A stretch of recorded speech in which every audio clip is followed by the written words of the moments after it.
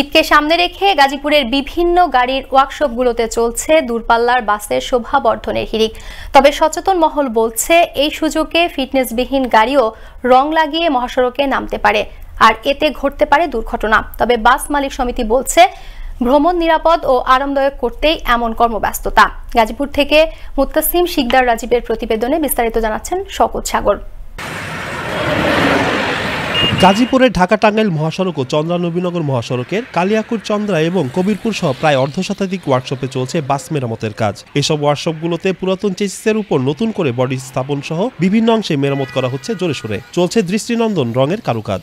ঈদের সময় কাজের চাপ বেশি থাকে, তখন আমরা এই গাড়িগুলারে রাত দিন 24 ঘন্টা কাজ করে ডেলিভারি দিই।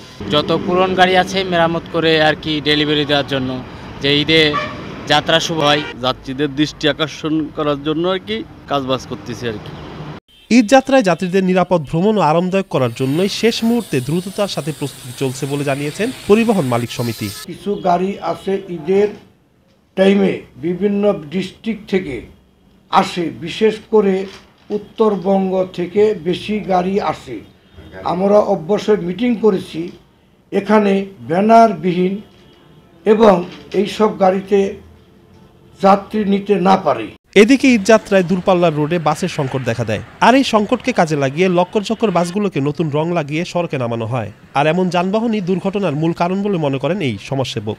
ঈদ যাত্রায় দূরপাল্লার রোডে বাসের সংকট দেখা দেয়, আর এই সংকটকে কাজে লাগিয়ে এক ধরনের অসাধু বাস মালিক লক্কর চক্কর বাসগুলিকে নতুন রং লাগিয়ে মহাসড়কে ছাড়েন, আর এই সমস্ত বাসগুলি দুর্ঘটনার বড় কারণ বলে আমি মনে করি। তবে ঈদ যাত্রায় মহাসড়কে ফিটনেসবিহীন গাড়ি চলতে দেওয়া হবে না বলে জানিয়েছে হাইওয়ে পুলিশ। সেই সাথে যানজট নিরসনে কাজ করবে পুলিশের একাধিক টিম। হাইওয়ে পুলিশ হেডকোয়ার্টারের নির্দেশে আপনার ফিটনেসবিহীন গাড়ি এবং বিভিন্ন মেয়াদ উত্তীর্ণ কাগজপত্র, মেয়াদ উত্তীর্ণ অথবা বডি কন্ডিশন ভালো না, এই ধরনের গাড়িগুলোর বিরুদ্ধে আমরা অভিযান অলরেডি শুরু করেছি। আমরা প্রতিনিয়তই আমরা এইসব গাড়ি চিহ্নিত করে মামলা দেওয়া আরম্ভ করেছি।